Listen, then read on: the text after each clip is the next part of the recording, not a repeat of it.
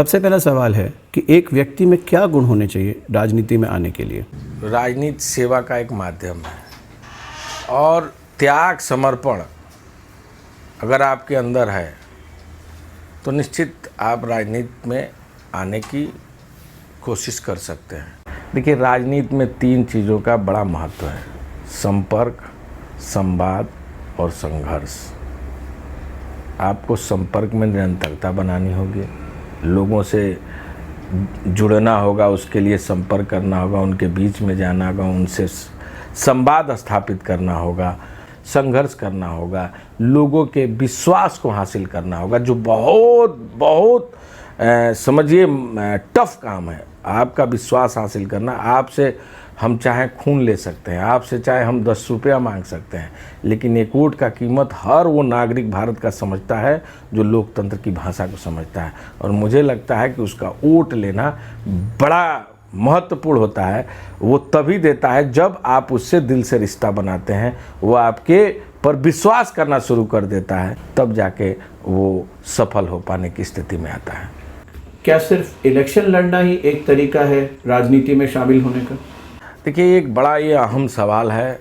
ये बात सत्य है कि हर आदमी राजनीति में नहीं जा सकता, लेकिन मेरा ये दावा है कि कोई भी ऐसा व्यक्ति भी नहीं है जो राजनीति से परे है, अलग है। राजनीति को सिर्फ चुनाव लड़ना न समझा जाए।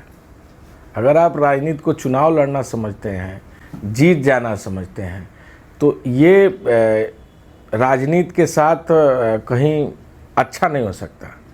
राजनीति का लक्ष्य ही है सेवा और संकल्प। क्या राजनीति में आकर एकदम से परिवर्तन लाया जा सकता है? नहीं, ऐसा संभव नहीं है कि आप कोई एक दिन में किसी विषय वस्तु को बदल दें या किसी व्यवस्था को बदल दें। उसके लिए निरंतर आपको लोगों से संपर्क करना पड़ेगा, संवाद करना पड़ेगा और संघर्ष करना पड़ेगा, तब जाके व्यवस्थाएं बदलती हैं। समाज के बीच में ले जाना होगा, उसे जन आंदोलन के रूप में आपको लोगों के बीच में उसकी भागीदारी सुनिश्चित करानी होगी। और जब तक जन आंदोलन नहीं बन सकता तब तक आप किसी चीज़ को परिवर्तित नहीं कर सकते। और ये एक दिन का काम नहीं, इसमें बहुत सारे दिन लगते हैं, साल भी लगते हैं, कहीं कहीं 10-10 साल लग जाते हैं। पैसा कितना ज़रूरी है राजनीति में? देखिए, पैसा है लेकिन सब कुछ नहीं है। अगर मैं राजनीति करने निकला था तो मेरे पास कुछ नहीं था। मैं एक सामान्य परिवार का व्यक्ति हूँ। मेरे पिताजी नमक बेचते थे। परिस्थितियाँ ऐसी आई कि विद्यालय में छात्र संघ महामंत्री का चुनाव हुआ। पहली बार मैं चुनाव हार गया। फिर मैंने शुरुआत की। पैसे नहीं थे मेरे पास। नौजवान जो बच्चे थे उन्होंने 10-10 रुपये 5-5 रुपये में चंदा दिया। 950 रुपये में मोटरसाइकिल से मैं छात्र संघ का महामंत्री हुआ। मैं फिर चुनाव लड़ा। 1250 रुपये में उन्हीं छात्रों ने मुझे चंदा दिया। झोली फैलाकर मैंने चंदा मांगा, पैसा भी दिया, वोट भी दिया, खाना भी खिलाया, मेरे साथ लगे भी रहे। मोटरसाइकिल लेके चलता था। तेल अगर गाड़ी में नहीं रहती थी तो दूसरे गाड़ी वाले जो रास्ते में जाते थे उनसे 100 ग्राम तेल मान लिया। कोई हमारे मित्र साथी थे, उनसे 100-200 रुपये ले लिए, तेल डाल के चलते थे। 2007 में मैं पुनः विधानसभा का निर्दल चुनाव लड़ा।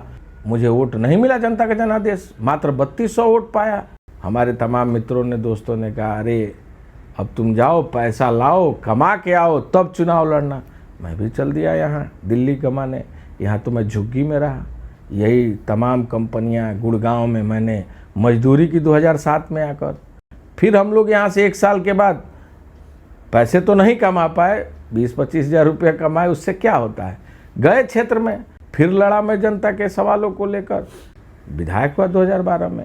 17 का चुनाव आया। पिछली बार मैं 8,000 से चुनाव जीता था, इस बार 18,000 से जीता।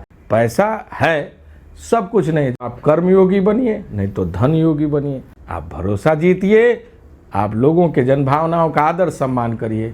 पैसा आड़े नहीं आता। लोग धन भी देते हैं, चंदा भी देते हैं, खड़ा भी होते हैं बूथ पर, कैंपेन भी करते हैं, गाड़ी भी देते हैं, कपड़ा भी सिलवा के देते हैं, भाई साहब जूता भी खरीद के देते हैं, और आपके साथ खड़े होकर आपको आगे बढ़ाने का काम करते हैं। क्योंकि आज भी सत्य जिंदा है, अहिंसा पर चलने वाले लोग जिंदा हैं, प्रेम के साथ जोड़कर लोगों के साथ चलने वाले जिंदा हैं, न्याय की लड़ाई को लड़ने वाले लोग जिंदा हैं। एक नया आदमी जो राजनीति में आना चाहता है वो राजनीतिक पार्टी कैसे चुने? देखिए, 2-3 विषय हैं, बड़ा स्पष्ट है। आपको विचारधारा के साथ काम करना है, या जो आज वर्तमान समय में जाति की राजनीति, धर्म की राजनीति का एक हवा खड़ा हुआ है, बोलबाला है, कहीं ना कहीं समीकरणों के आधार पर चुनाव चल रहे हैं, आपको उसके साथ जाना है। लंबी राजनीति करनी है, लंबे दिन सेवा करना है, तो निश्चित आपको विचारधारा के साथ चलना पड़ेगा। और दुनिया में एक ही आदमी के विचारों पर इंसान जिंदा रह सकता है, वो गांधी जी के विचारों पर। अगर आप गांधी जी के विचारों को मानने वाले नहीं, थोड़े दिन के लिए आप किसी पद पर जा सकते हैं, लंबे दिन सरवाइव नहीं कर सकते। निश्चित आपकी सोच, आपकी ज़रूरत और आपका पैमाना और आपका धैर्य आपको रास्ते पर ले जाता है। ये रास्ता तो आपको तय करना पड़ेगा कि आप किस रास्ते की तरफ जाना चाहते हैं। काउंसिलर का इलेक्शन लड़ें, एमएलए का लड़ें या एमपी का लड़ें, ये कैसे डिसाइड किया जा सकता है? बड़ा सिंपल सवाल है। आपके कार्य क्षेत्र आपको तय करने होंगे। अगर सामान्य रूप से आप गांव स्तर की राजनीति करना चाहते हैं, पार्षद स्तर की राजनीति करना चाहते हैं, अगर किसी वार्ड की राजनीति करना चाहते हैं, आप नगर पालिका की राजनीति करना चाहते हैं, या विधानसभा की राजनीति करना चाहते हैं, या लोकसभा की राजनीति, तो हर चीज़ों के अलग अलग सवाल हैं। अगर ग्रामीण स्तर पर करना चाहते हैं तो ग्रामीण की एक संख्या है, आपको उतने लोगों के बीच में अपने संपर्क, संवाद और संघर्ष के लिए रास्ते अख्तियार करने होंगे। उनके साथ आपको संबंधों का विकास करना होगा, उनकी ज़रूरतों पर आपको खड़ा होना पड़ेगा। अगर आप बड़ी राजनीति करते हैं तो और ज़्यादा समर्पण का, तो समर्पण आप किस स्तर का करना चाहते हैं ये आपके ऊपर तय करता है। इलेक्शन लड़ने के लिए टिकट कैसे मिलता है? टिकट का तो प्रोसेस देखिए, दो तरह की बात है। बहुत सारे लोग निर्दल भी चुनाव लड़ते हैं,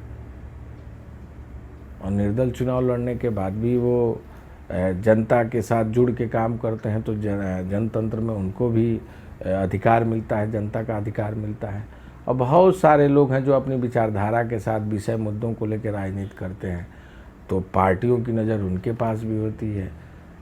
सभी पार्टियों के अपने अपने एजेंडे हैं, अपने अपने तरीके से टिकट बांटने के स्वरूप है। अगर हमारी पार्टी, जो हम जिस पार्टी से बिलोंग करते हैं, कांग्रेस पार्टी, तो यहाँ निश्चित जो जनता के सरोकार से जुड़े हुए लोग होते हैं, आंदोलन करने वाले होते हैं, ऐसे लोगों को ज़्यादा आदरणीय राहुल गांधी जी चिन्हित करते हैं और ऐसे लोगों को आगे बढ़ाने का काम करते हैं।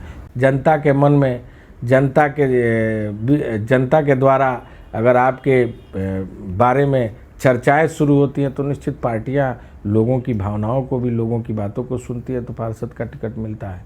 और मुझे लगता है कि अगर नया व्यक्ति, उसको निश्चित तैयारी करनी पड़ेगी, कहीं ना कहीं लोगों के बीच से उसका नाम उठेगा, तो निश्चित पार्टियां कंप्रोमाइज़ करती हैं और आपको जोड़ के आपके साथ टिकट देती है और आपको आगे बढ़ाने का काम करती है। इलेक्शन में मसल पावर की क्या इंपॉर्टेंस है? मसल पावर तो एक तरह की व्यवस्था है, लेकिन आप किसी को डरा धमका के वोट नहीं प्राप्त कर सकते। जो युवा लोग राजनीति से जुड़ना चाहते हैं, उनको आप क्या कहना चाहेंगे?